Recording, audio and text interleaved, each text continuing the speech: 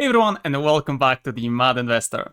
So, I had that actually question asked in a lot of comments as like, what's the crypto worth investing? What's the crypto kind of will boom, etc. So, I'm gonna give you today a bit of an answer to the question, what would I invest the money myself, as obviously this is not a financial advice, if I would have to start again today in 2024. So, if I'll have to start now and actually create a new portfolio, I would look probably in diversifying in 3 different ways.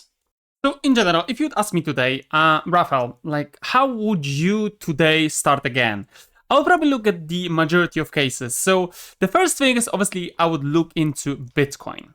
Why is that? Because the Bitcoin amount is kind of how would say, growing every time. And long term, when you look kind of like the price, you would see that the price of Bitcoin was going up. It's mainly because there is a limited amount of Bitcoin available in the market, and obviously Bitcoin was the first cryptocurrency on the kind of crypto market, and it was a pioneer. So I would put still money there. And what do I mean by that? So at the moment I record this video, Bitcoin has is worth $60,000. But when you look at all time, you can see that Bitcoin, it's actually going up, up, up and up. So we can see that, it launched in 2011 for a price of like, few bucks, and it was just fluctuating.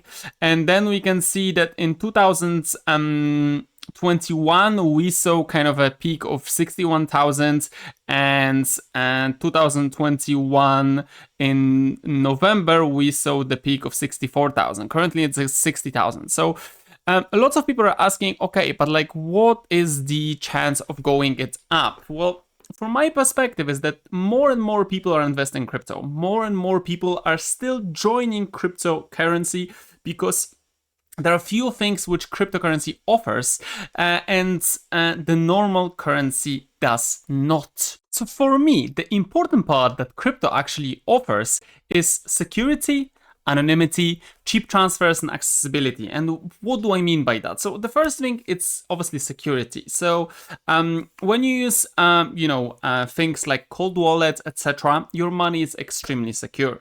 The second is anonymity. So in general, when you send money from a wallet to wallet, you don't need to provide any details except the wallet address. So that means the money is actually secure, and the governments are not having an access to it. Obviously, they can actually track all the transactions and see open at the blockchain, but they still need to figure it out who this account belongs to, because it's not like, you're sending account from one bank account to another bank account, and you have all the details of this customer, including name, address, a shoe number. I'm kidding with the shoe number, but like they have everything about you.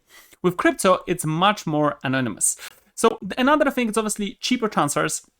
So when it comes to sending, money internationally, I don't know if you ever send money internationally from, I don't know, maybe UK to Asia or from, Europe to US, you often will pay quite a chunky price to just send US dollars or euros abroad. With crypto, it makes it much cheaper because if you use, something like USDT BEP20, you'll pay less than $1. So, and it doesn't matter if you're sending 5,000 or 1,000,000. So I think that makes it very, very cheap to kind of work with it.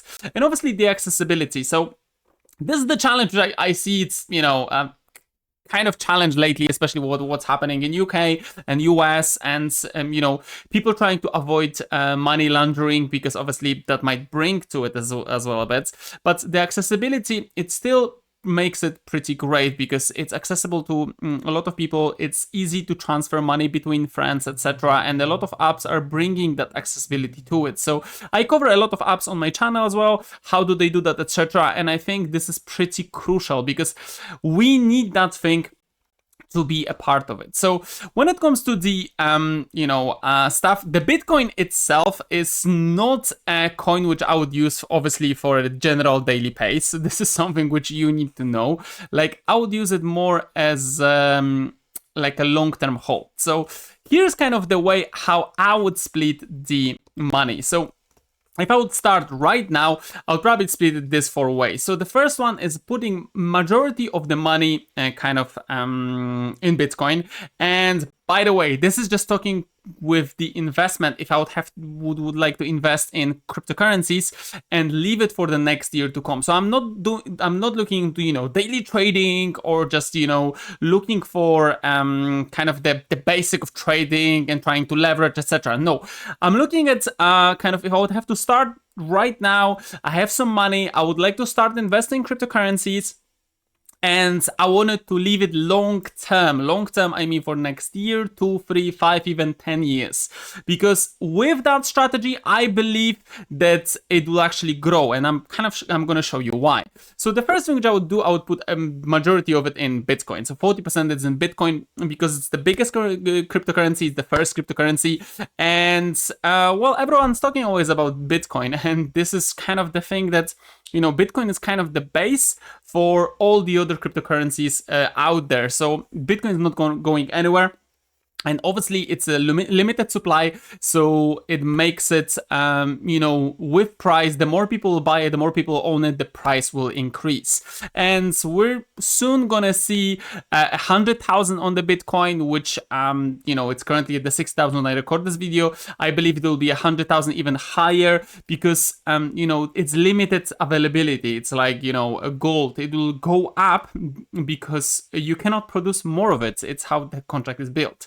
The second thing is looking into BNB and Ethereum. So why BNB and Ethereum? Ethereum because it's literally a second Bitcoin. Ethereum was there a bit later, and they are extremely developed kind of company and a coin which a lot of contracts are based on. So I think Ethereum also have a bright future. And hitting 10k soon, it might happen. The second thing, as I mentioned, is that BNB. Why BNB? Because obviously it's connected through the biggest exchange in the world, which is Binance. Binance is a huge company growing, and BNB became a very cheap way of people to pay for things, to buy contracts, and a lot of new DeFis and DEXs and exchanges are using BNB internally. So I think this is kind of the way going forward. So as you can see, this is what I would do. I would put literally 70% in those 3 coins. And then last 30% is going into 2 kind of buckets. The first one's altcoins, and the second one is meme coins.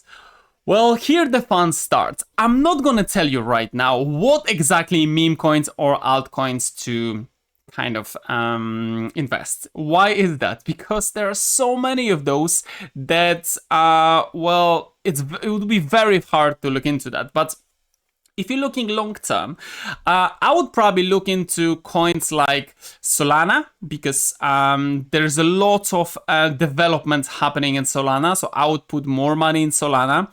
I would pour money into probably still Tron and Litecoin, because they're still part of the kind of equation, and XRP. So this is something which I definitely would be part of. I would also look into Chainlink and Polkadot and Avalanche. These are kind of the coins which are having a lot of movement, and they're having a lot of new technologies and development. So when you're looking at the coins, meme coins and altcoins, which you want to invest in, you need to always look is that are they actually developing? Are they actually developing new things? Are they bringing something new to the table? If yes, then that's probably a good place to invest your money. But always remember, invest money which you can actually lose. This is not the financial advice. It's just showing you what I would do if I would have to change everything and start over. And when it comes to the meme coins, obviously, that's I coughed immediately when I spoke about meme coins, because they're changing so much. There's so much going on that it's very hard to predict. I was lately looking a lot into, Shiba Inu, Dogecoin, and some of those, Pepe, etc., because they're the meme coins which became pretty big, and they actually have a future because, with Elon Musk pumping them, etc. This is something which I believe kind of might be something which is pretty good. So one of the last things in this video, because I don't want this video to be too long, is that how to actually allocate and where to keep that money.